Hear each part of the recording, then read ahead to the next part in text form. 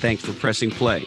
We are sponsored by the good folks at growwire.com. Learn how to grow yourself and your business at growwire.com.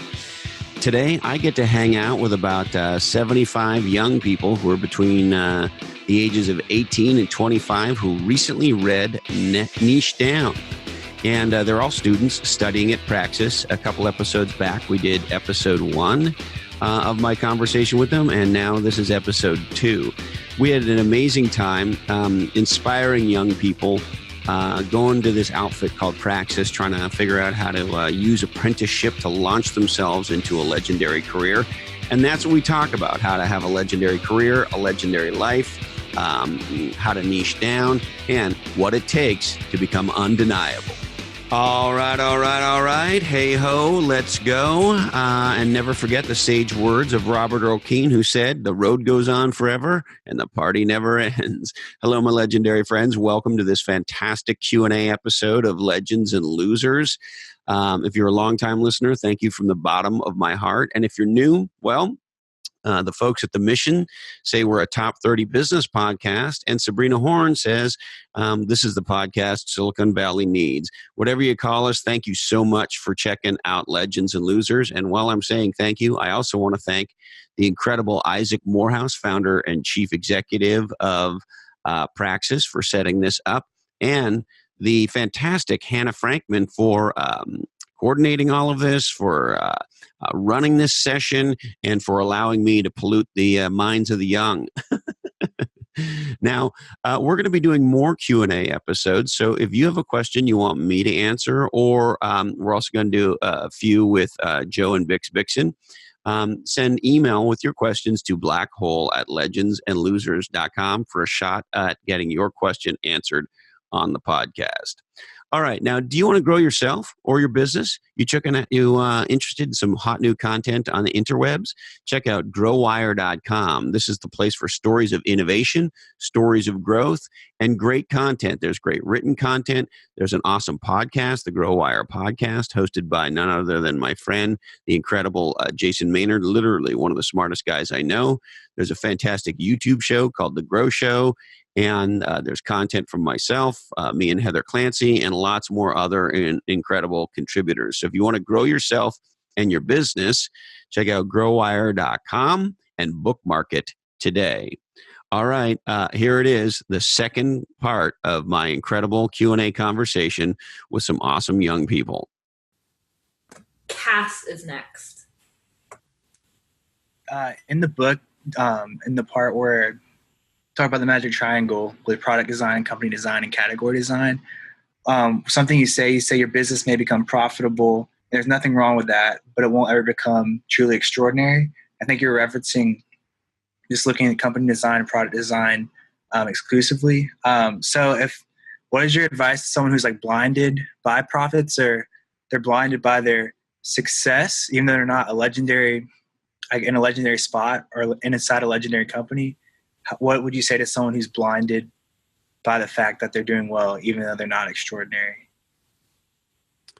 Well, some people don't necessarily want to be extraordinary. I know a lot of people who aren't into that. So, hey, if it's working out and you got something going on and it's going ka-ching, ka-ching, ka-ching, then God bless you, The other thing I'd say in addition to that, however, is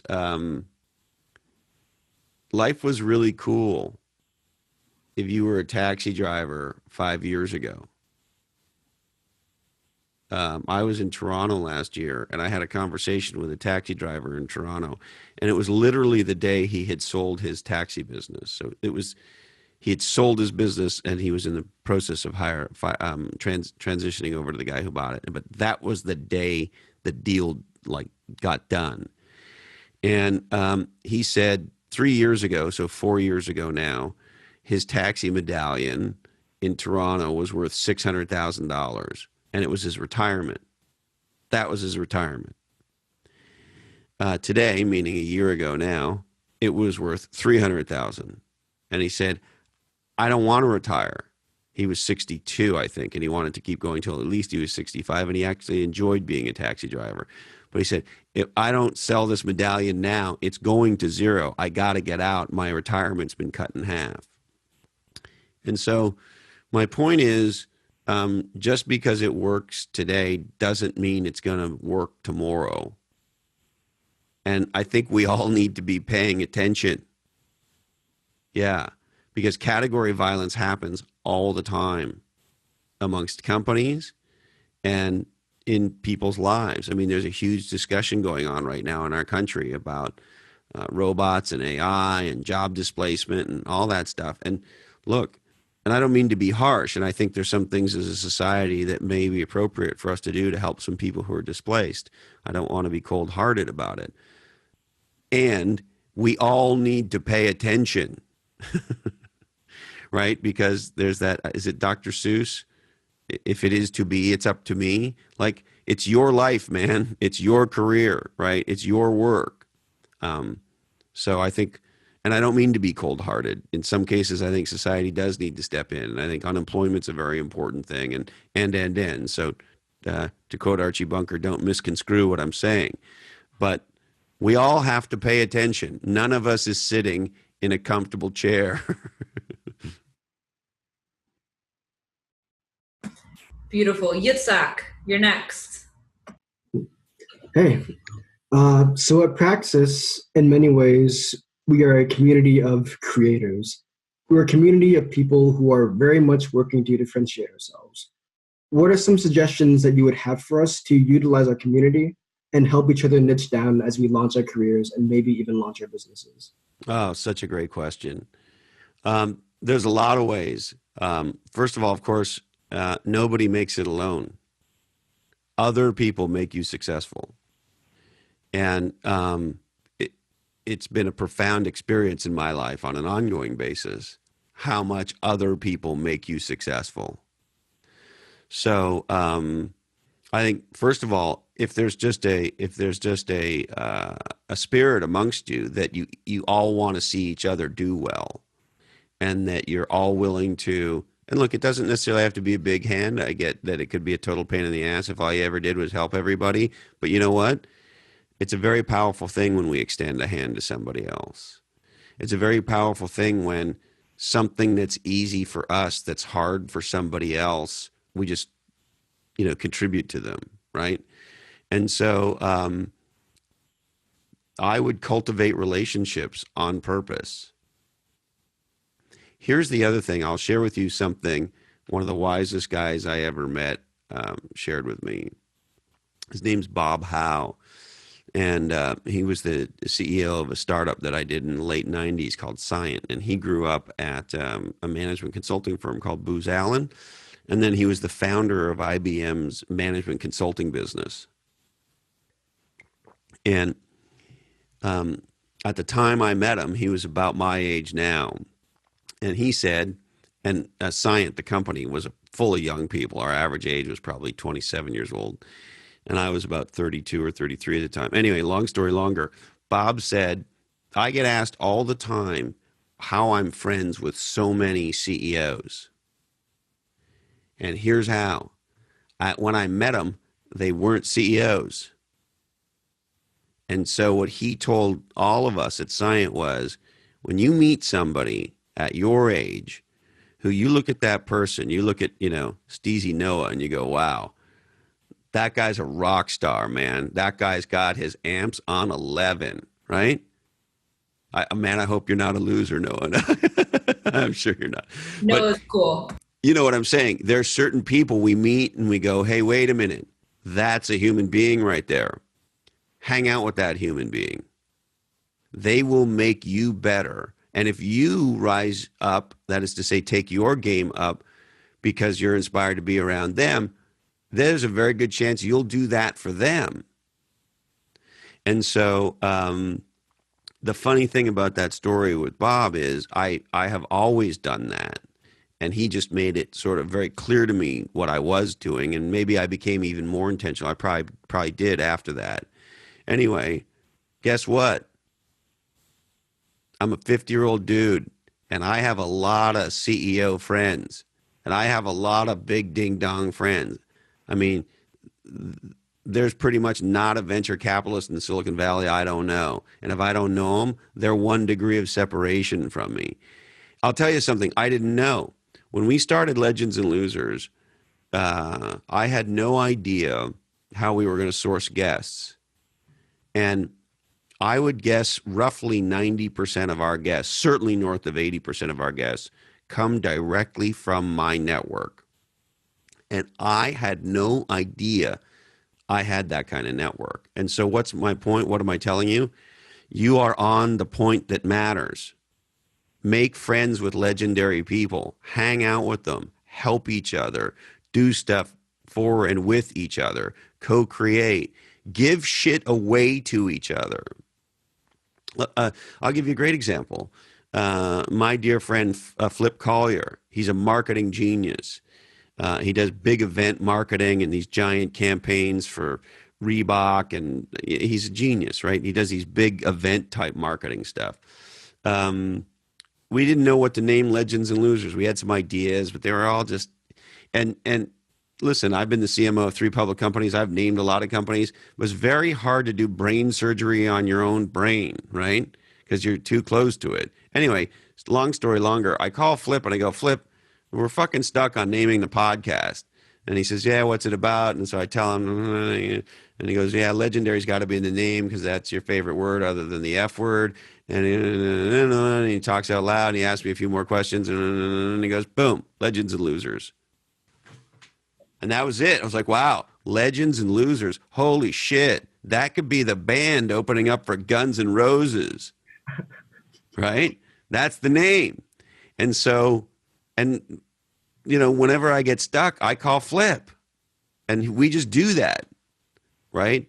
And I could tell you a million more stories like that. But I have lots of friends who I do that with and do that with me, and nobody sends people a bill. Like sometimes you'll give somebody an idea that they'll run with and it'll be worth, a lot of money to them. They're friends of mine. I do category design for free for their businesses because I want to see them be successful, period. And so, it sounds corny, but there is something very powerful about being that kind of a giving person. And so, yeah, you're at that stage of life, figure out who the rock stars are, hang out with them, push each other, challenge each other, co-create with each other, give each other good ideas, give each other a lot of shit, have a lot of fun, take risks, and build legendary lifelong relationships. There are people that are on this call that you're going to know for the next 40 years, 50 years. Yeah, nothing corny about that. Thank you. Did I answer your question, Yitzhak? Yeah, definitely. I want to jump in for just a second and just re-emphasize a couple of the points that you said, Chris, because these are so important.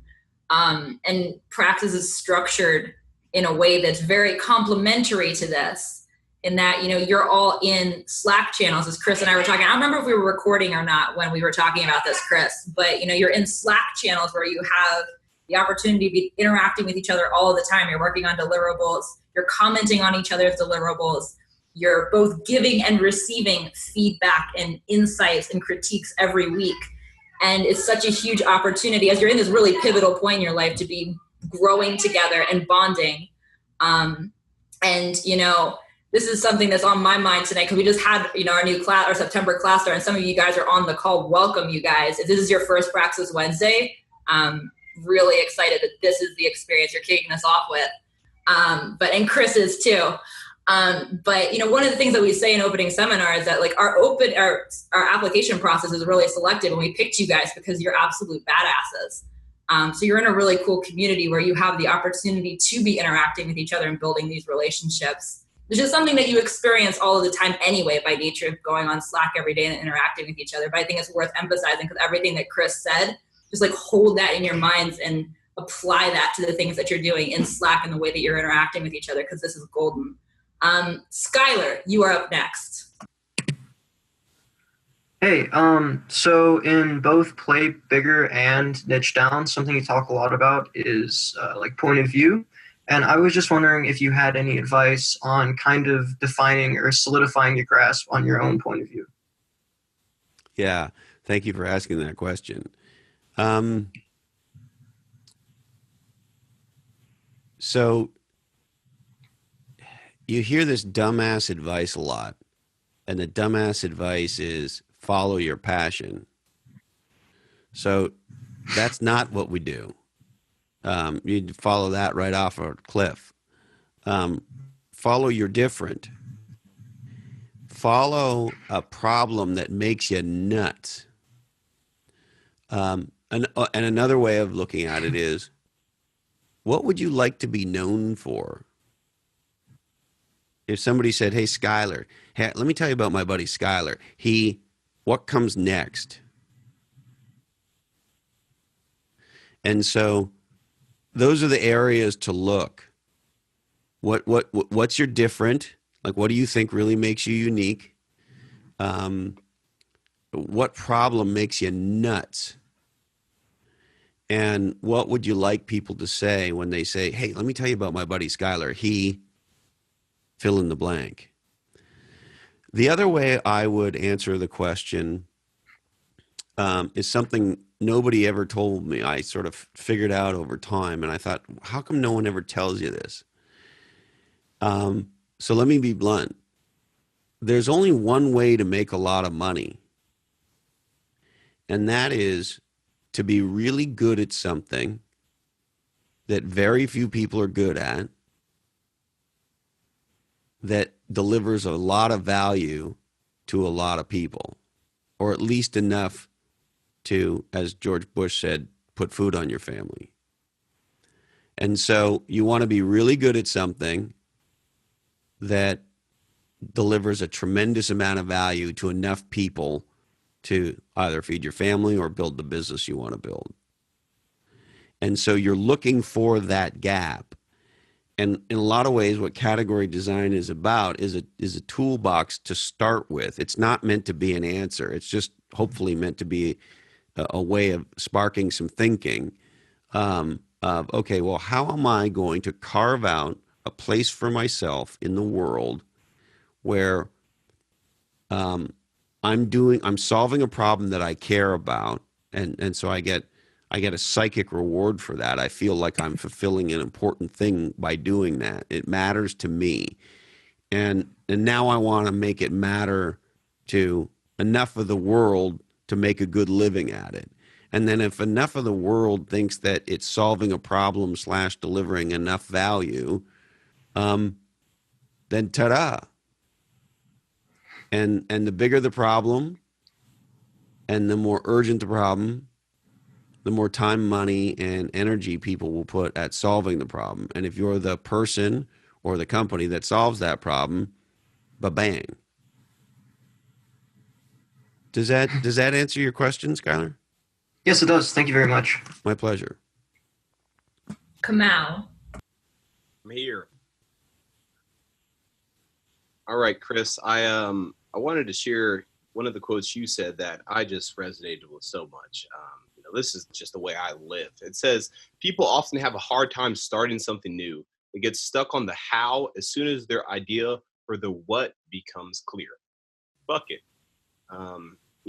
I connected with that, but I wanted to ask you, in comparison, you quoted Eddie Yoon in the book, and he said a telltale sign of a category creation is that it comes with a distinctive business model and a profit model. So my question was, how do you approach a new category with both of those in mind? They seem contrary. Well, they are a little contrary.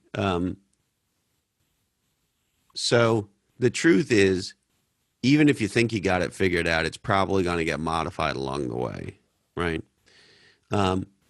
I think if Eddie were here, and I know Eddie reasonably well, so I don't know that I want to speak for him, but I know generally the way he thinks.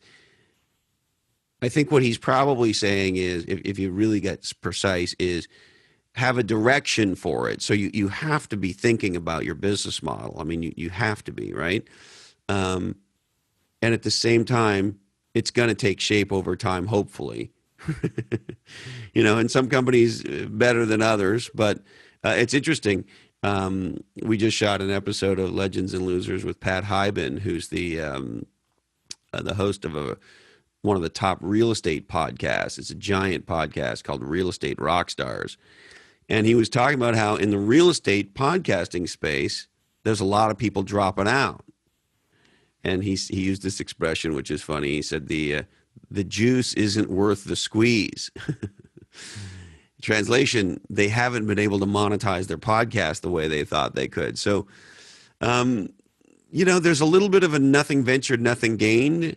I think you have to have a direction. I think you have to be flexible, and you have to be willing for it to take shape. And look, you never know. We had Magdalena Yesel on the podcast, and she is the founding board member and angel investor in Salesforce.com. And Salesforce.com, as you probably know, is one of the most successful startups of the last 20 years or so. And in the beginning, Mark Benioff, the founder, his thing was no contracts. So just month to month, no long-term commitment. Easy up and on, no long-term commitment. And it was like the religion he was espousing. Anyway, the company got into trouble. They couldn't raise venture capital. Actually, they never raised venture capital. They just raised from individuals. And the company was on the verge of having a very bad outcome, going bankrupt. And so she stayed up one night banging around in spreadsheets and doing this and doing that. And she came up with the idea of using the customers as venture capitalists by selling them an annual contract and giving them a discount for it. And they would get the cash up front and save the company. So she goes and presents this to Benioff, and Benioff pukes all over it because it's against the religion. You follow me? And Magdalena says, well, maybe we need a new religion because we're going out of business. And you know how the movie ends, right? The Salesforce Tower is the tallest building west of the Mississippi now in San Francisco, just to put a fine point on it. And so I think all that is to say, success is about failing in the right direction. And never being afraid to pivot. Thank you. All of life is a pivot. Yeah. And sometimes life jams a pivot in your face, whether you want it or not. Right. Yeah. Thank you. My pleasure. Thank you. Catherine. Hi, Chris. So I'm trying to match what you had in the book to what we've been talking about. And you talked about like the pizza difference. So and that made me remember the line between stupid and clever and then timing. So how does that all work together? Because you might have the right idea at the wrong time. How do you know if it's actually clever? Like in the pizza example, does my question make sense? Yeah, I think your question makes sense. And I'm still grappling with all this too. So in some ways, category design is about making it your time, right? So you say, oh, my timing wasn't right. Well, did Picasso make it the right timing for Cubism, or was the timing right for Cubism, right? Now, so I think that's an important thing. We can move the world. Human beings do that. Human beings teach the world to think about things in new ways, and light bulbs go on, and nothing changes, but everything's different, right? Because your mindset, you get opened up to looking at something new for the first time. Like, the first time I saw somebody surfing behind a boat with no line, it's called wake surfing. It blew my mind. I was like, oh, fuck. You could surf behind a boat forever. Wow. Right? So there are things along those lines, and then there are things that are a lot more subtle. And so I think it's in the eye of the beholder on one hand. Can the category designer teach the world to think and see something new and think about a problem and therefore a solution? Now, that said, there are some things where there are forces and factors that can make a really big difference, right? So if you look at Netflix, in the beginning, of course, they can't start with streaming because most people have dial-up and most people aren't even on the internet, right? So they gotta mail you a DVD, and Reed Hastings is not a dumb guy. It wasn't hard to understand that one day this problem would probably be solved.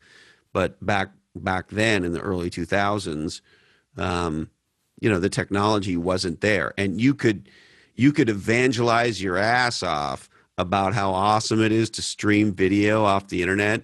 But when you had AOL and dial-up and shit, and it took like 3 years to download something about Mary, like that wasn't math that anybody was going to settle for. So I guess you have to ground yourself in what are the true realities, if you will, of the limitations for having your idea come to fruition. That is to say, are there environmental constraints that are absolutely legit, that are holding this idea back? Or is it more like, hey, if we get the category design right, we prosecute the magic triangle, we can get the world to believe that cubism is a new kind of art? And look, it's hard to know, like a lot of things in life, right? But there's an old sort of analysis technique that says just ask why 7 times. So I think this business is I think it's the right time for this business. Great. Why? Well, but there's a demographic in the way they do it today. And okay, great. Why? Well, and so you just keep trying to open and open and open and open to see if there are some, if you will, legit timing barriers that need to be considered, or if they are more like psychological barriers. That is to say, we can get there with education as opposed to, legitimate barriers. The other thing I would say is, look, it's always easier if things are coalescing a little bit, right? If there's some momentum in the direction of the thing it is you want to do. And so, for example, with niche down, we didn't invent the term niche down. It was out there. Now, there's not a lot out there, but it was a term. And the term felt like it was building momentum, and it made exact sense for what we were going to do. Like, we wouldn't have used it if it didn't make sense, but it was exactly what we wanted to talk about. And so there was a little momentum behind the idea, but nobody had really defined it, and certainly nobody had put their flag on it, right? And I got to believe that contributes to why it hits number 1 on day 1 it comes out. And so on one hand, be cognizant of things that affect timing, because there are some very there's some big realities you can get grounded in there that could be to your advantage or disadvantage. At the same time, don't be so willing to accept the way it is, because legendary people, legendary companies move the world, right? And so that's ultimately going to be a judgment call, I think, that you make, Catherine. Did I help that at all? Unmute yourself. Yeah, every time. That definitely helped. Thank you, Chris. Now, I have a question for you. Why have you chosen this path? The easy answer is I graduated college and found unemployment, and I saw a great opportunity in Praxis and some actual value. Wow, and what's your degree, and if I could ask? Certainly, business marketing. Well, how come you couldn't get a job with a business marketing degree and 4% unemployment? I don't know. But here I am now, so... And where would you like to ultimately land? What kind of area of work do you want to be in? Either working in the marketing department for a startup or potentially agency side in marketing, that is. And any particular area of marketing calling to you yet? I like the creative marketing, what I call it, coming up with new designs and ideas for businesses and such. So. Yeah. I have loved living there. I've spent most of my working life there. And you interested in my feedback about that? Sure. That word creative is a very powerful word. And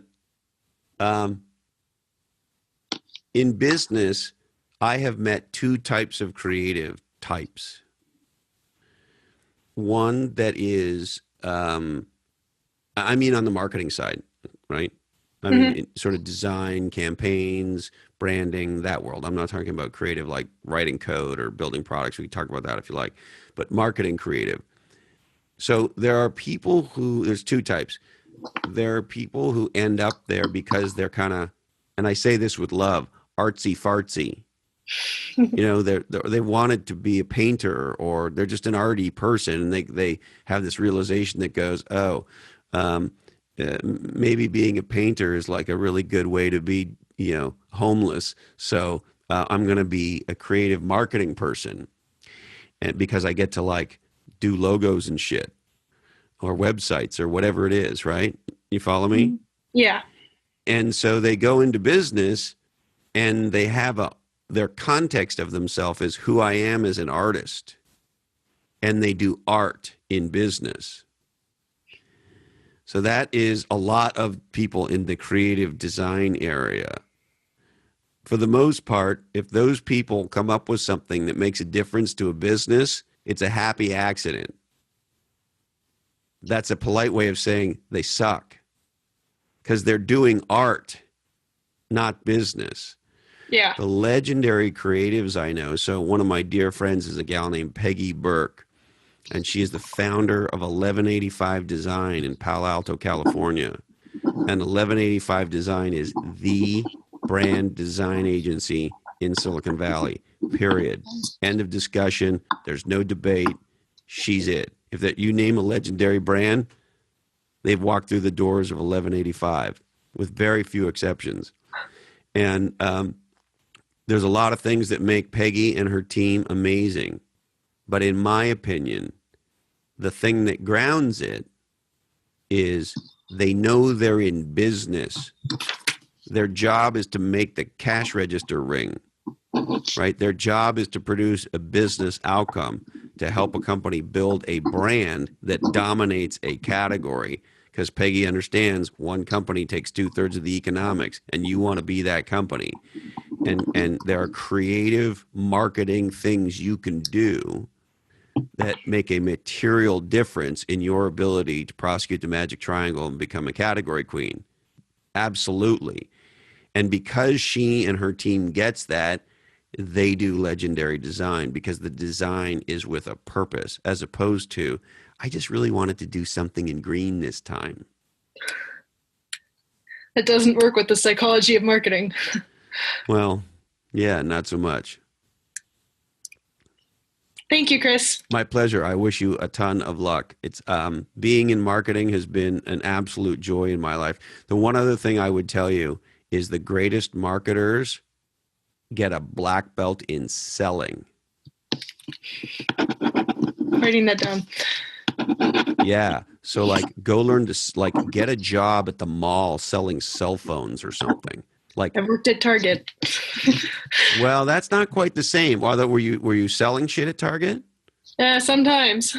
Okay. Go get like a hardcore sales job.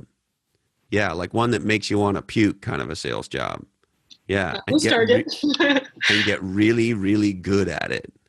Yeah. Nobody can fuck with you when you can sell. Noted. Thanks, Catherine. Thanks, Chris. Benjamin, you're up next. Hey, man, I really appreciate the questions and the answers. Yeah, not so much the answers, though. I had a quick question. I'm coming from medicine. I'm a nurse right now, and I was curious. You've said a lot about intentional hustle and where you've placed your time, and you mentioned your 18 to 38 window. I was curious if you had a formative story from really starting from the band to, when you wanted to be a little more intentional with your kind of career design.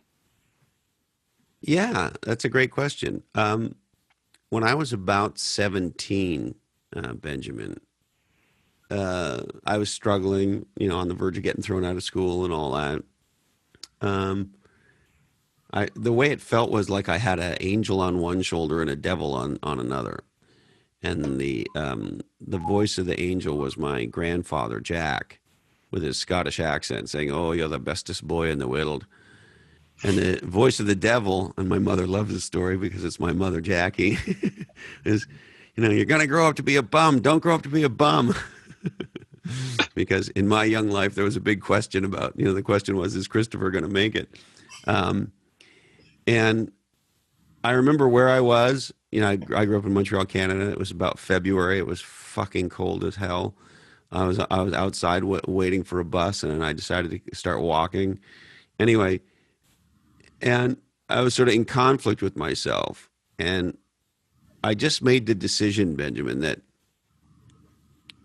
I was going to be the man my family wanted me to be and told me I was. That I wanted to be a person that I admired. I wanted to be a person that could be counted on. I wanted to be a person who produced results. We have an expression in Canada, put moose on the hood. I wanted to put some moose on the hood. I wanted to be somebody you could count on. I wanted to be somebody you would turn to when the shit was hitting the fan, et cetera, et cetera. Like I wanted to be, for lack of a better word, I wanted to be a real man.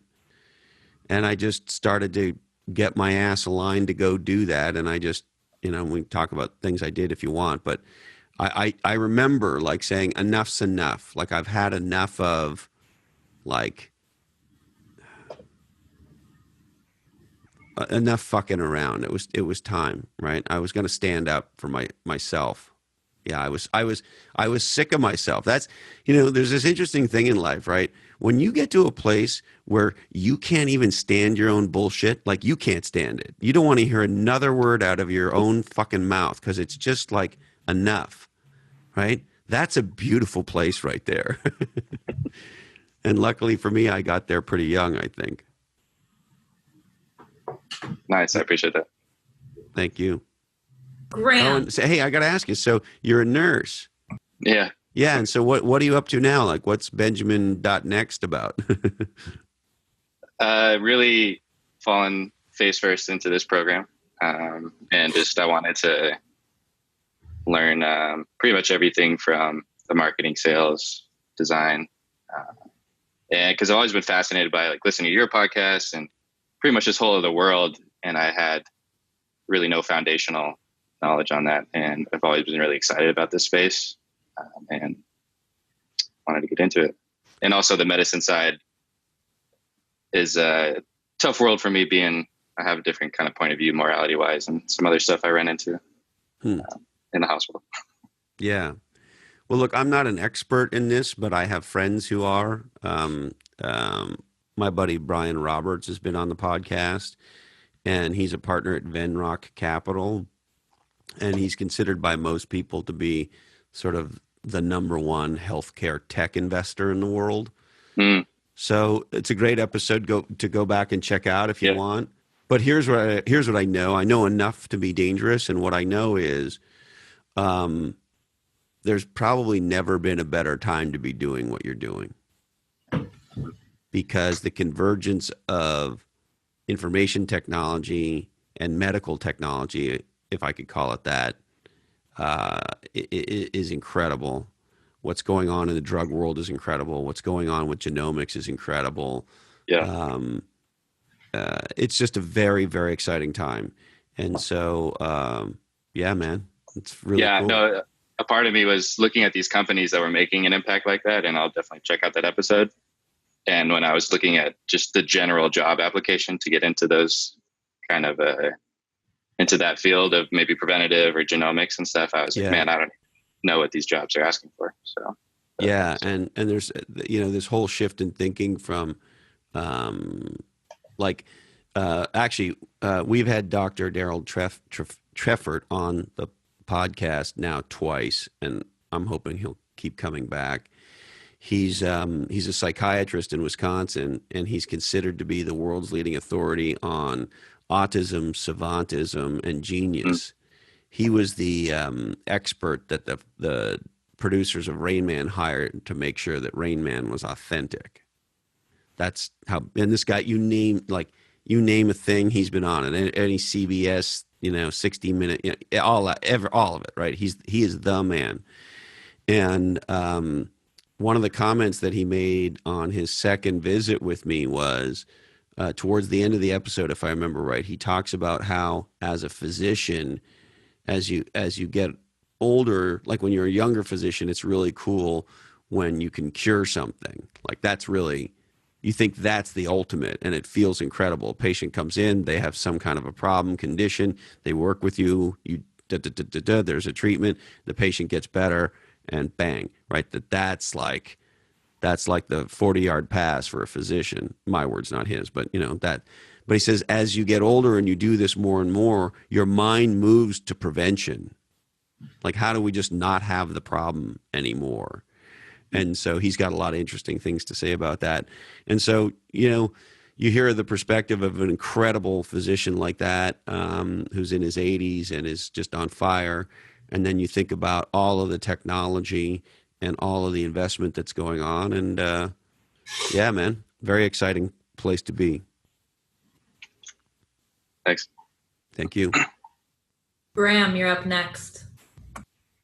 Thanks. I just had a quick question on kind of surrounding if you think that everyone should niche down or just entrepreneurs and people creating products and services. So, is there people in companies or other positions in areas of life that should niche down? The short answer is absolutely yes. Because if you want to have a great career, you've got to be known for a niche that you own, right? What happens after somebody says, hey, let me tell you about my friend Hannah, matters a lot. I have a follow-up question to that, Chris. So here is a potential conundrum that people on this call are going to take that answer and look at, which is a lot of people, especially when you're starting their careers, aren't necessarily going into the field that they ultimately want to end up in. We're placing people in Praxis specifically, to put it in the context of the people here, in entry-level roles at startups. And it's just like the starting point for their career. They're going into something like sales or marketing or operations. And, eventually somebody like Noah wants to go into something where he's doing really creative work at an agency. Catherine wants to be doing marketing at a specific type of company that she may or may not be starting out in when she's first getting her foot in the door. You might not know what you want to do yet, and you end up in like a customer success or a sales role and realize you don't really like it, and you want to be, working towards pivoting towards something else. And there's this feeling of friction where you're like, yeah, but I don't want to be niching down because I don't want to be like stuck here. I don't want everybody always to be like, yeah, Catherine, or like, yeah, Leah, she's like great at sales. She's like a master on the phone, when I want to be like, taking photos for a living. How do you take advantage of this, power and the knowledge that we have of like, hey, if you niche down, you can, like, this is how you excel in building your career. Yeah, it's a great question. Yeah, it's a great question. Look, it would be dumb to think that, I don't know how old everybody is, but Hannah said that roughly 18 to 20 range, most of you folks. It would be dumb to suggest that at 20 years old or 18 years old that you say, hey, this is my tight niche specialty and I'm going to commit to this for the next 60 years, right? So I'm not advocating that at all. You're going to play and it'll develop over time. So the question is really, how do you stand out when you're in an experimentation mode? And so in that context, it's really about evangelizing you're different. So when I first started training martial arts, I tried to differentiate myself as a student. I can't differentiate myself as a martial artist yet because I don't even know how to throw a jab, right? So I can't niche down as a martial artist because I'm not. But what I am is a martial arts student. I'm a martial arts white belt, right? And so I asked the question, what does a legendary white belt look like? And if I was smart and I was me, what kind of legendary white belt would I be? Hey, that kind of rhymes, doesn't it? Yeah. Maybe I'm writing my own Dr. Seuss bullshit now. But so you're in an experimentation phase. You're going to play with stuff. You might decide not there, but here. And and that shit'll change, right? I mean, what we all do in our life changes, right? And so right now I would ask myself, what kind of student do I want to be? What kind, you guys are going to go into these apprenticeships, right? How am I going to differentiate myself as an apprentice? If I was the most legendary fucking apprentice that ever went into this place, how would I conduct myself? What makes me different as a legendary apprentice? It might not be proficiency at the job because you're just learning the job. But you might say, hey, listen, I'm going to differentiate myself on my level of ability to learn. Because I'm a white belt and I'm going in to learn from these people. And I am going to learn like nobody else is ever going to learn. And if they're shit sandwiches, I'm going to eat shit sandwiches like they're ice cream. Right? Or whatever it is, you decide on what dimensions you want to differentiate yourself. But if you ask yourself, hey, how do I be a legendary apprentice? How do I be a legendary student? How do I be a person who has legendary curiosity? And then when you move into the apprenticeship, I would ask some questions. I would ask them, hey, listen, if I was going to be the most legendary apprentice that ever came into this place, what would I do? Just ask them the question. What would it take for me to blow you away? What would I need to do? And then 2x it and do it.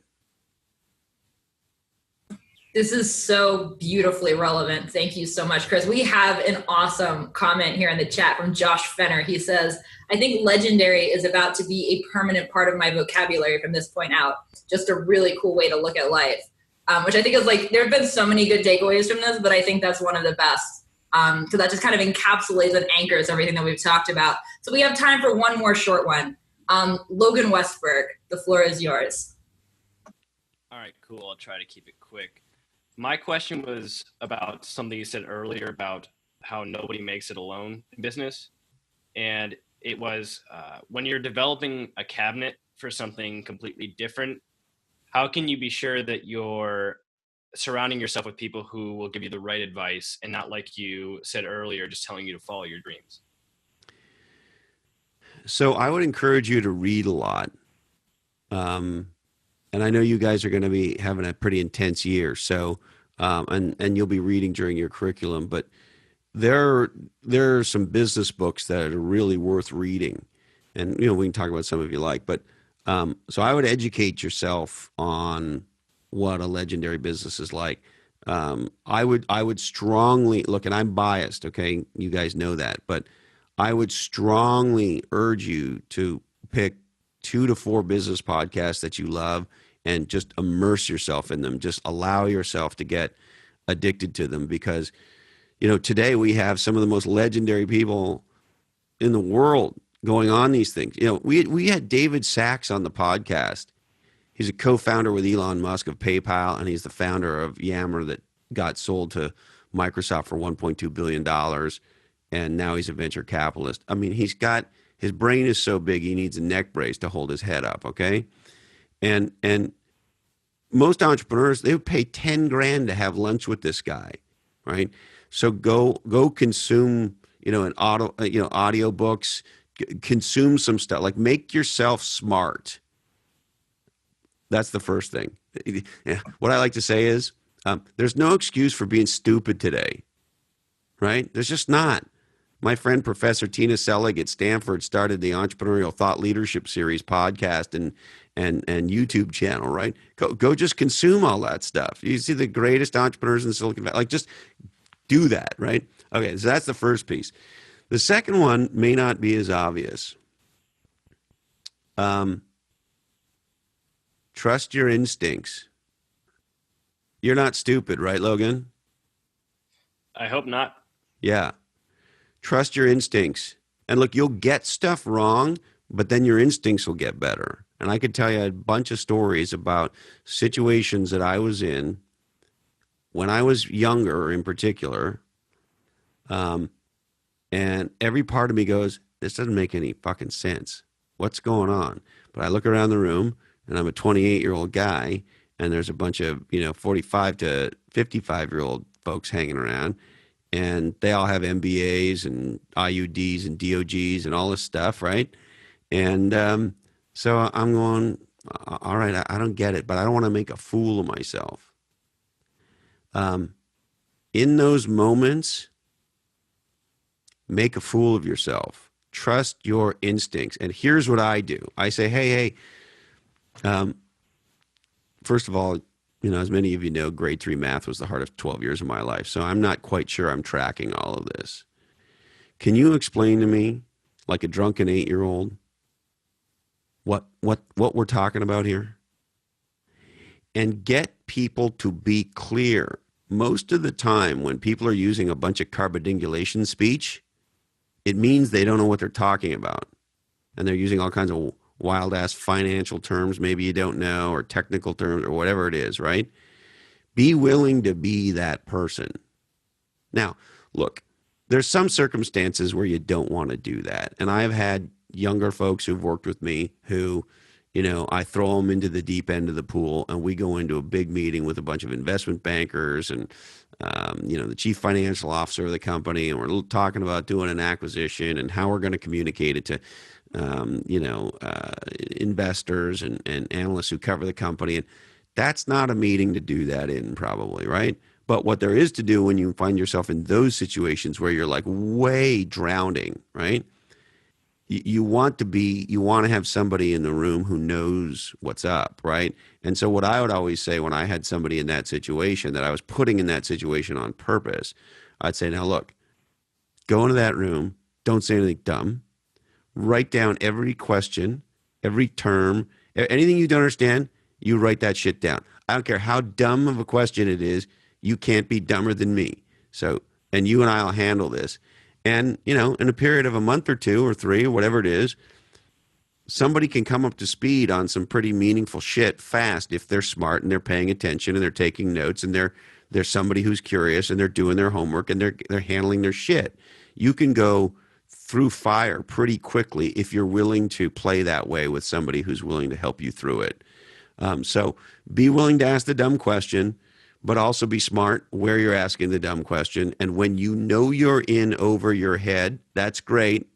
That's great. Have somebody who's on your side, who knows you're in over your head, who you can go to and say, what the fuck is EBITDA, right? Earnings before interest and tax, I think is what it is, but et cetera. You follow me? Did I answer your question? Yeah, very well. Thank you. My pleasure. So, Chris, you're having a damn good call when you've hit your time limit and you feel like you could go on for at least the same amount of time, if not more. We have a bunch of questions still in the queue. I have a whole bunch of stuff that I want to ask you that we have not had time to hit, which means that this has been really awesome. So thank you so much for taking the time to join us tonight. For, you are a legend among legends, and for gracing us with you. I don't want to overuse the word legend now, but that really does sum up how this has been. Chris, if people want to send you a message, thank you for this. I know you have different modes of contact on various places in the internet. What is the best place for people to send you a message and thank you for your time? Just Christopher at legendsandlosers.com. Beautiful. And you can also tweet me at Lochhead on Twitter if you like. Thank you, Chris. Well, and let me say, look, it is I who thank you. I had this aha a little while ago. There are a lot of people who have a 30-year career, and when they're done, and achieve success and achieve some level of mastery, and when they're done, nobody really gives a shit. Hey, Uncle Jimmy, would you stop telling us about the old days in the body shop or whatever it is, right? No one cares, right? And so the reason I want to say thank you is you are in a very real way my reward, right? Because I did something for 30 years and I'm still doing it, but I got less in front than behind. And the fact that you care to have this conversation with me is fantastic. That's a gigantic gift. And here's the big thing I want to leave you with.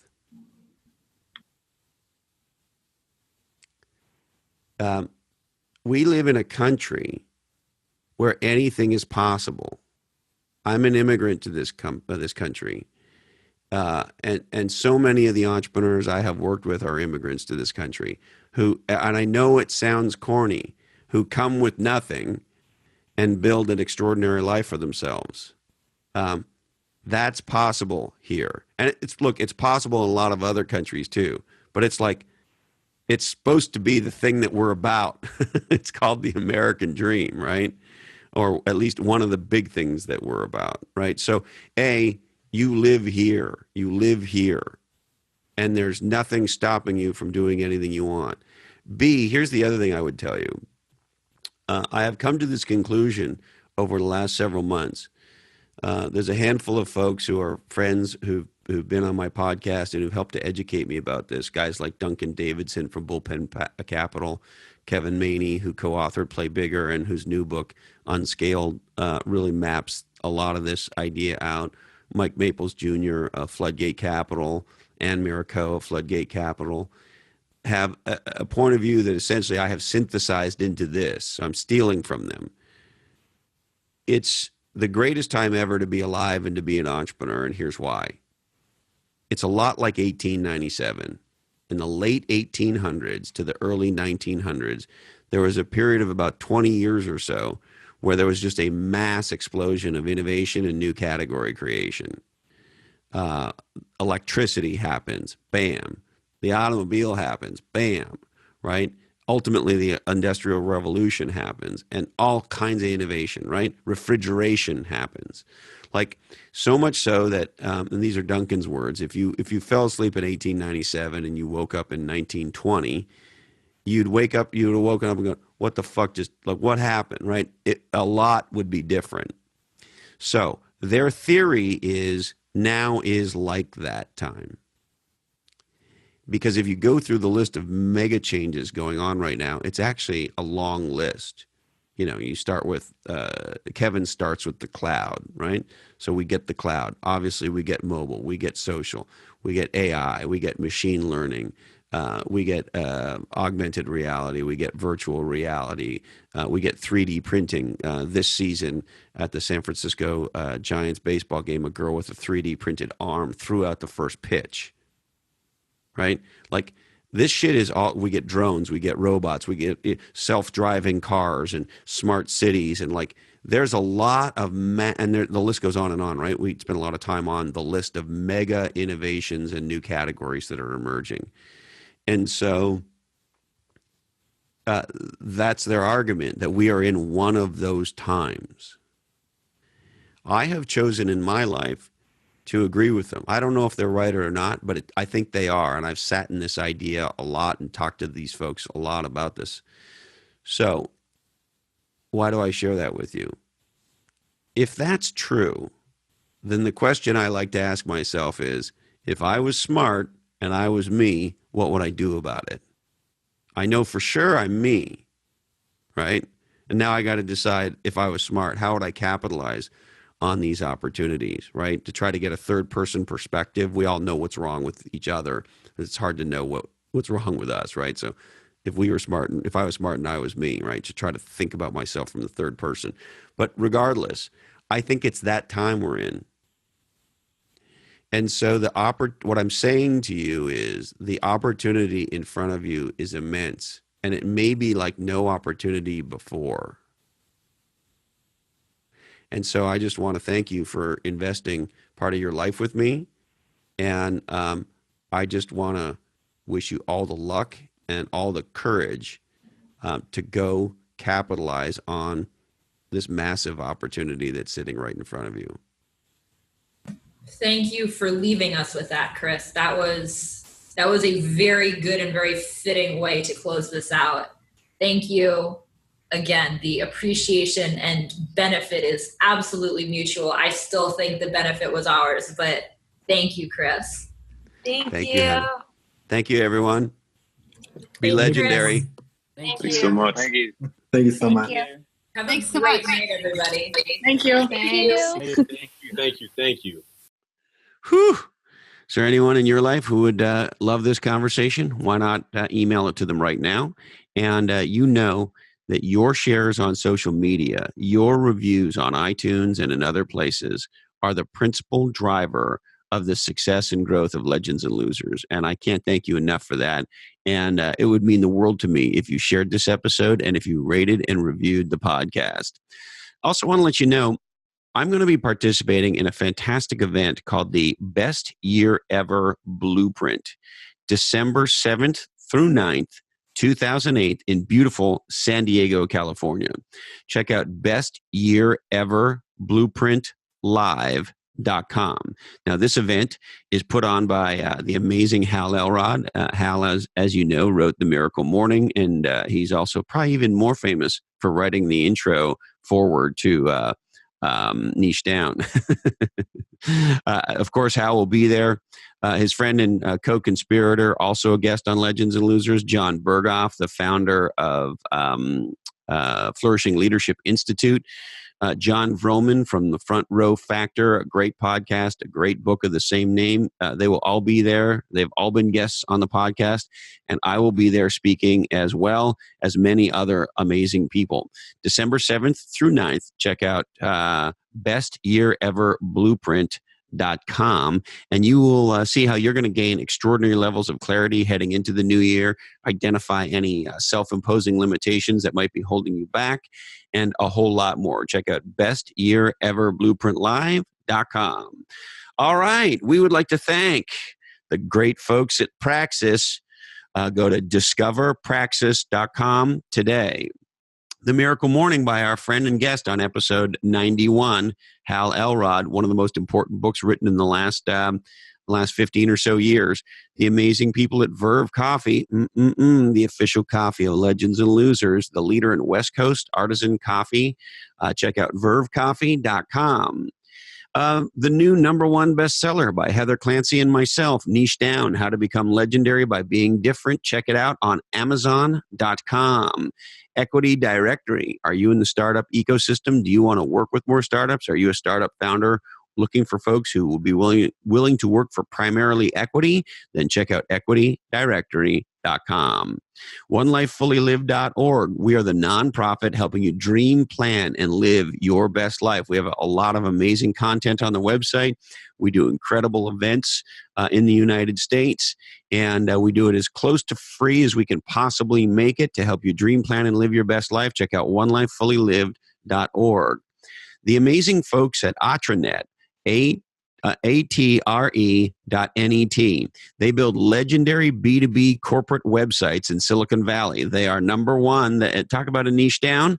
They own the niche. If you're a B2B company in Silicon Valley, check out atre.net.